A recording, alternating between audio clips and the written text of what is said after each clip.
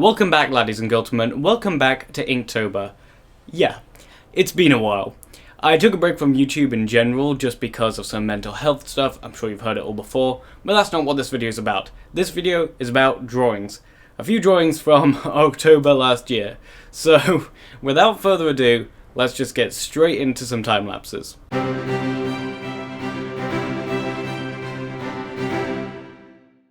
So we're starting off here with Buddy. This one I couldn't quite work out what to do with. This is another one where I just struggled. So I drew a sad face and poop. But eventually I came up with the idea of making it kind of a buddy cop type thing.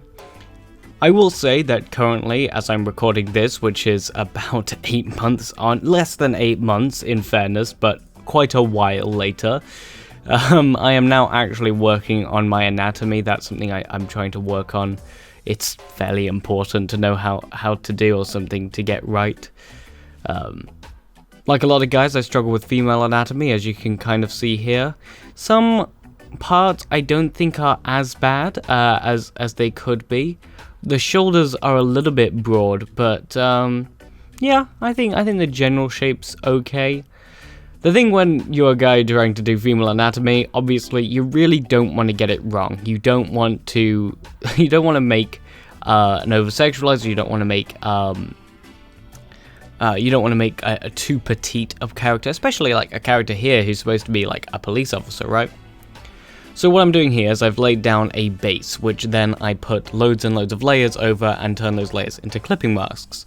I can then transparency lock those layers so that I can just color in and shade those specific areas, which is quite useful. So as you can see, I'm doing the face here and just putting in the details one by one. The lighting here is okay. To be honest, I'm not entirely sure what's going on with the lighting around her neck. Yeah, this is part of the problem with recording this voiceover 8 months on. It's a little bit difficult to remember exactly what I was doing at the time. I think the shading's okay here. I didn't entirely think about where the light was coming from though, and that's a problem I have a lot of the time. The guy here I think has better anatomy and also is in a better dynamic pose. This is something I've been learning about a little bit, but it's something I still need to look into a lot more, is that you really want to pose that where the pelvis and the chest are not directly on top of each other, where like the center of gravity or the center of gravity for those two parts aren't aligned. There's a very good video from, I think it's Jim Lee, about it. But yeah, it's something that's specifically for dynamic poses. If you just want a standard pose, then, or like a neutral stance, then obviously like you want those to align to be sort of confident, right? But I'm still learning it, so take what I'm saying with a pinch of salt.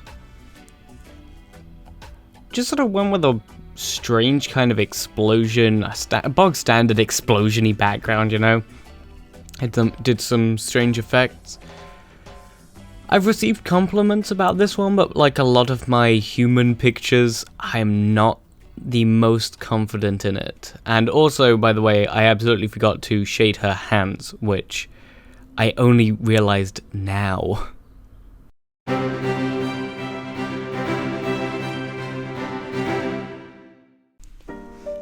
Next we have Hyde, and I actually really like this one. This is sort of, and whether it's a tribute, if you can really make it a tribute to something that you also made. But yeah, let's go with it. A tribute to a children's book I illustrated, which I illustrated at around the same time as Inktober, I think a little bit beforehand. It's a book called Mummy's Hair, and it's written by someone called Sam Badman. And I actually really recommend it, not just because I made it, but, well, didn't make the words. Didn't write the words is perhaps the right term there. Not just because I illustrated it though. I genuinely think it's a really good children's book. Sam did an excellent job with the writing of it. And we're about to start working on a new book, which is called Daddy's Beard. I'm really looking forward to that one. It's going to be very...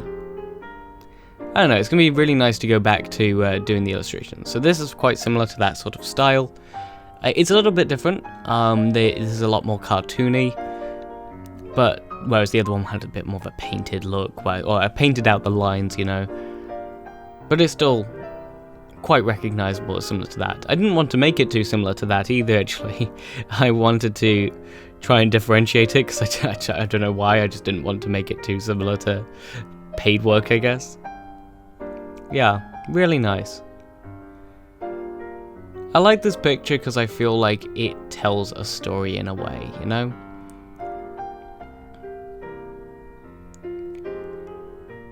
You can kind of tell what's happening when the light coming in from one side of the room and the girl hiding under the bed. You can sort of imagine that it's bedtime and she's hiding from her parent. I don't know. To me, that's like a classic childhood moment.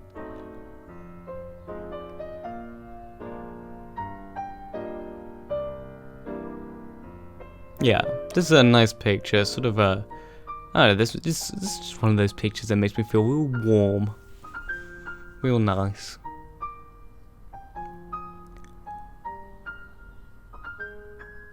I suppose I should say, whilst this goes on, Mummy's hair is available on Amazon. If any of you want to check it out, if any of you happen to work in a school or have children or know someone who has children, I'd appreciate it. I'd appreciate it if you checked it out, because it helps me out. If you do so, it helps Sam out. And honestly, like I say, I really do think it's a great little book. I thought a pink room with the bed actually worked quite well. I think it actually sort of contrasts quite nicely. If it is contrast. Complements. I don't know all the color terms. Yeah, so gradiate out using this sort of painted background. Really nice, really simple. This is one of my favorites. Even though it's not as artistically impressive, I think I just think it's lovely.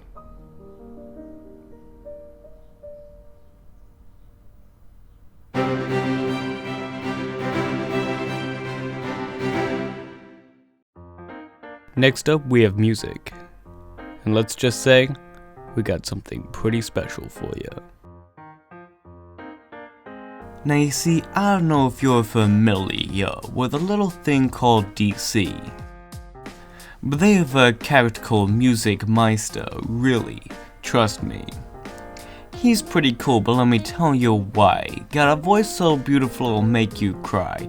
Relevance-wise, he's a little late, but let me tell you, he's worth the wait. He appears rarely, but when he does, you can be sure it'll cause some buzz. Little murmurs amongst the fans, small groups in their own bands.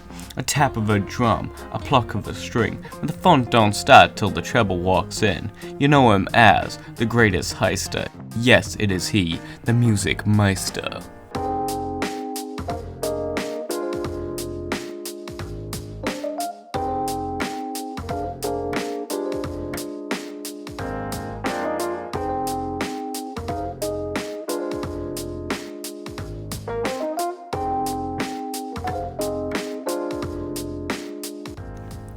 Now maybe he's a criminal, yeah, he's done some bad, but I'd say he makes up for it by being such a cad.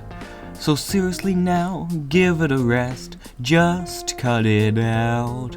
He's robbed some banks, killed some men, so you should go before he does it again. Get out of here, I won't ask nicer, you don't wanna mess with this old rhymester. Too late, prepared to see the power of the Music Meister. You hear that song? It's stuck in your ear. Well, that's me saying what you want to hear. Don't worry about what you're doing outside, like committing certain homicides. Just keep listening to the voices. I'll handle all your difficult choices. I'm the piper and you're just the raps.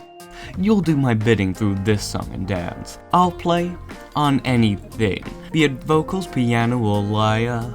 Just wait and hear as the applause erupts like a rushing geyser. My powers are mysterious, I'm like some kind of shyster. You'll probably guess who your will belongs to, there's nothing much to decipher. It's the one, the only, the Music Meister.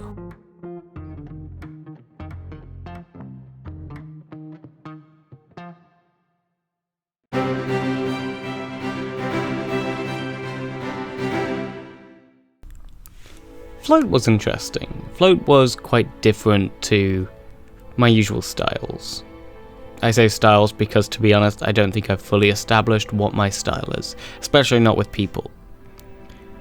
This is sort of kind of like, this sort of reminds me of how I used to draw people for a brief period of time. It all came from when we studied Ellis Lowry in primary school, and I think year 6. Ellis Lowry was an industrial revolution artist, and he used to draw stuff from the Industrial Revolution, I suppose. And yeah, we for some reason were supposed to sort of replicate his art or make our own Ellis Lowry style, I think was the idea. Who knows? Anyway, I used to draw these people with sort of long noses but with hair covering their face. And this sort of reminds me of that. You've got this guy and his hair almost entirely covers his face. It covers his eyes. Once I actually finish it here, as you can see. And yeah, it was actually really quite similar to how I used to do those characters. All of this was done with the pencil tool, which technically makes it pixel art because, I don't know, pixel art is sometimes defined as just being anything that isn't anti-aliased, which isn't necessarily inaccurate, but I would say this doesn't count as pixel art. It's too high res. But I like the look of pixel art. It actually sometimes gives it an almost crayon look. If you look at the fire, you might be able to see what I mean. It looks, I don't know, it looks different. I wouldn't say it looks unique necessarily, because like I say, it looks kind of like crayons, but it looks different to how I'd usually do things. I think it was interesting. Working out what to do with the water here, trying to make it look nice. I kind of like the way that the bottom of it seems to sort of fall into the water there, sort of get less and less opaque. Get some nice highlights on there around it.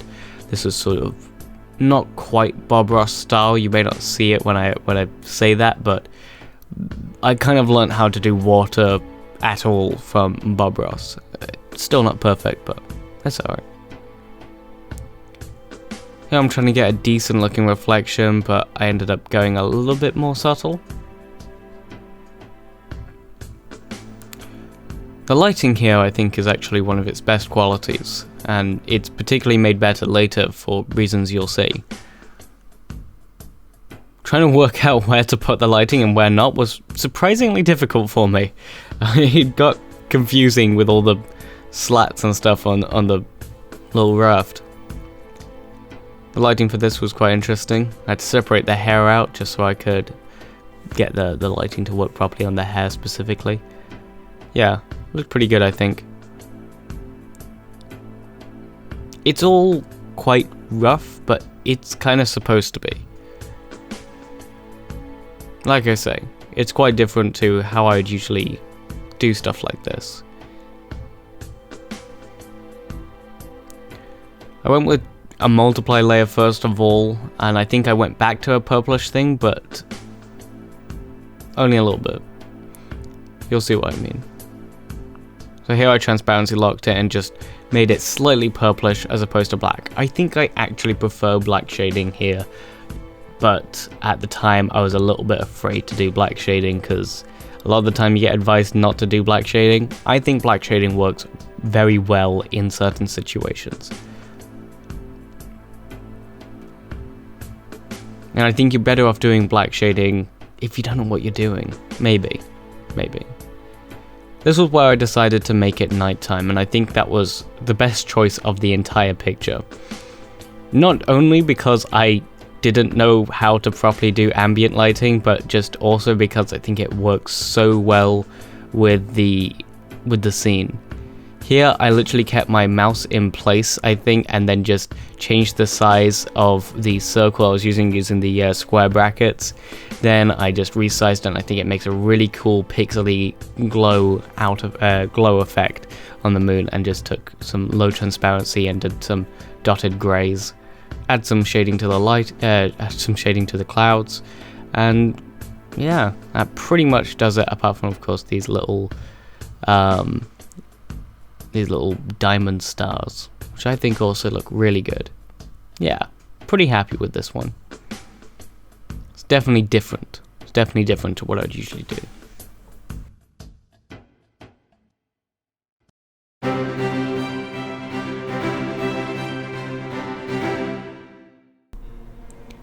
So shoes was an interesting one, although I did misinterpret it as shoe and then drew a boot.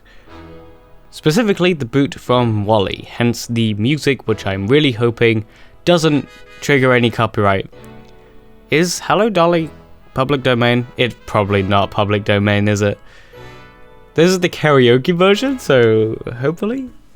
Either way, the drawing here was a prompt from someone else actually. They suggested it, and I actually really like this idea for WALL-E. It's a pretty cute picture, because WALL-E's a pretty cute movie. It seems to be the movie that everyone agrees is just great. Like every other Disney or Pixar movie I've heard at least one person say, yeah, not a fan of it. WALL-E, never.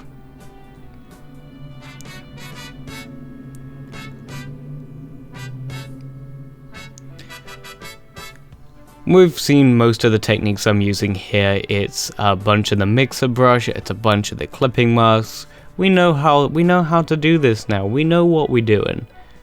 Almost. Just slowly adding in, I think maybe turning down the mix or something like that. Oh, now I'm turning up the mix. I don't know what I'm doing. It's been 8 months. Come on, guys. Trying to lower the darkness so I can just get some deeper shading. It can get difficult in these darker areas. It's harder to really fine tune it. It seems like there's very little difference between really dark and, yeah, slightly brown.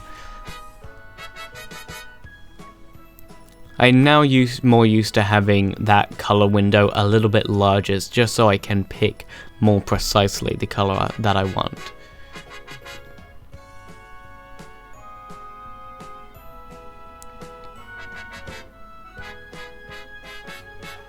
Now I'm putting in the flower, or not the flower, but the plant, and that's fairly simple as well, just doing it on a separate layer. I'm going to transparency lock it, I think, and just sort of get the shading in there, the same way I did Buddy. There you go, so you can just get the shading in here, start off with simple, and then we can go more and more detailed, and the more detailed you go further into it, the more shape it, the more shape it has. It's the detail where you make the harsh cut-offs with things, you know, like now you can see that that leaf is actually in front of the stem, whereas it could have been behind before. And that's all just determined in the shading. Never mind, it seems like it's actually behind it now, but again, it's all determined in that shading.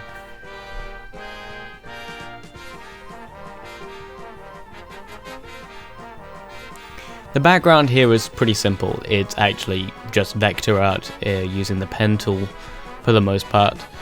A little bit of just selecting the area and stuff and just making a vertical line right here in line with the pixels. Probably not the best way of doing it, but I'm not particularly great at vector art. In the background, I'm just doing a nice and simple, vague gradient.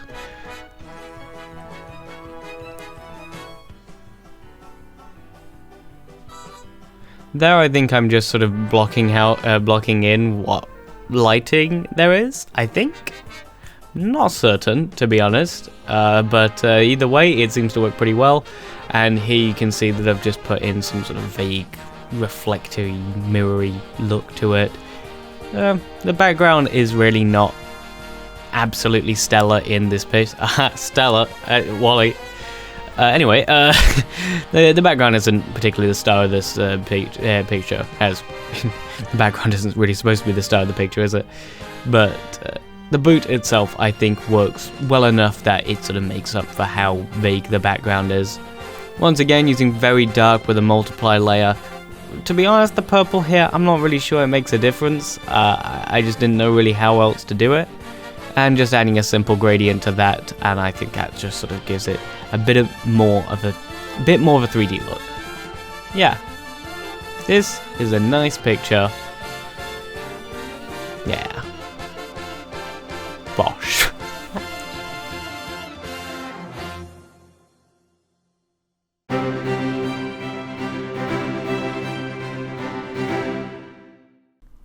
I'm actually really proud of Ominous. This is a really good picture and probably is my favorite, second only to the finale, which I hope you'll see next week, but God knows.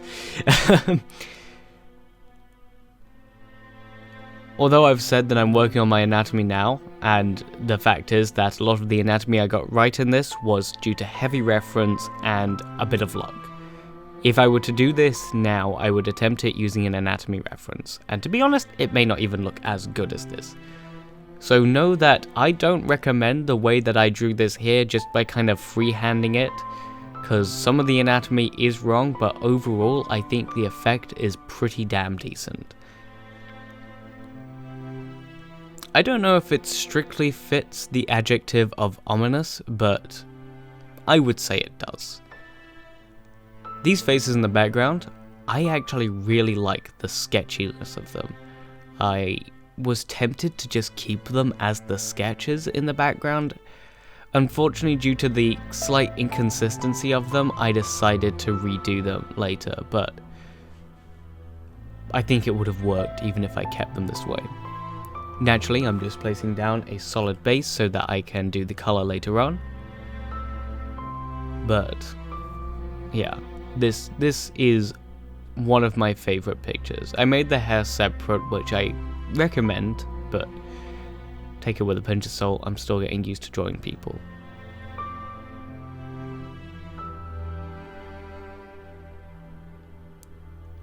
This is actually kind of similar to how I did Mummy's hair, which is why I used this same kind of technique in this one and also in Buddy. Now bear in mind that Mummy's hair doesn't have nearly this level of detail as Ominous here. That would make a long project take even longer, but this sort of painting out the lines like this using the mixer tool, that was pretty much exactly how I did Mummy's hair, and probably how I'll do Daddy's beard.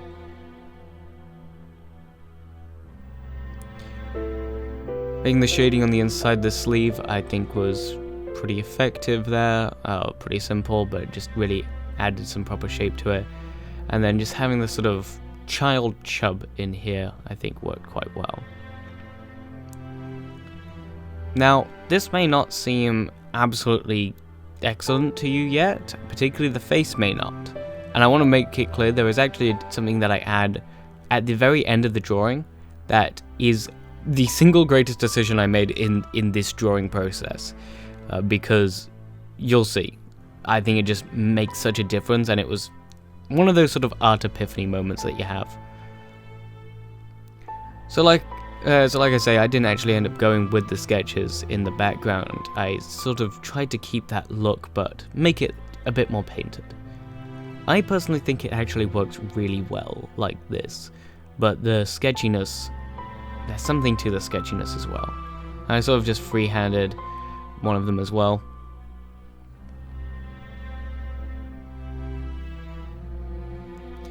I made a little background here, which I think I set to multiply, yeah. It has an interesting effect, I'd say. To do that and make it work, by the way, you need to make sure that you set the layer in front of it to a lower transparency and make sure that your background is some kind of middling grey colour, because otherwise the lighter part won't appear at all in the multiply. Just adding a bit of a rim light or a backlight to him, which I think always makes quite a big difference. Really helps, makes his silhouette clear as well. This goes not just for drawing as well, but obviously in general. This was the point where I realized I completely forgot to detail his hair, so I decided to go back and do that and add a bit of sheen to it. At this point, hair was probably one of my greatest strengths. This is the part that I'm talking about, where I just add like a little bit of deformation to the cheek, and I think it just makes a difference. It just breaks up the silhouette of the face, makes it much less perfect, and actually makes it feel much more like it's real. And I have to say, I really like it. I really like this drawing. Thank you very much for watching this episode of Inktober. I had a lot of fun making it, and I'm really glad that I came back to this series. To be honest, I wasn't entirely sure if I wanted to. I'm glad that I did though, because, like I say, I had a lot of fun doing it. The Music Meister song was some of the most fun in editing I have had for ages. I'm really proud with how that one turned out in particular. Also really proud of the ominous drawing itself. That one I think might be my favourite of the whole month, with the possible exception of the finale. Speaking of which, go check out my Twitch, because I think I'm probably going to do something live streaming related with the finale. My Twitch is Elemental Production, no S at the end, and I'd appreciate it if you checked it out. I've been doing some gaming content over there, I've been doing some Blender streams over there, and I'm probably going to do something to do with the finale. Either I'll do the voiceover for it live, and then I will edit that sort of thing into a video, which then will be the finale, or not. I'm not sure what I want to do yet, but check it out and find out. So yeah, thank you everyone for watching, and see you in the finale. Goodbye, folks.